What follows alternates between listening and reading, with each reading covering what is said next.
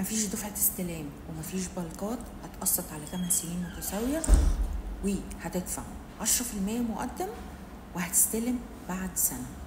الكومباوند ده في العاصمة الإدارية في الار 7 جنب الجامعة السوداء. تسلم مرحلة وفي مرحلة تانية هتتسلم في 2025. تقريبا هو من الكومباوندات القليلة جدا جدا اللي بيعتمد على نظام ستاند الون بيلدينج، يعني العمارات منفصلة، مفيش نظام البلوكات. 620,000 يكونوا مقدم لشقة 3 نوم في الكومباوند ده. في اوبشن كمان ان الشقة تستلمها متشطبة.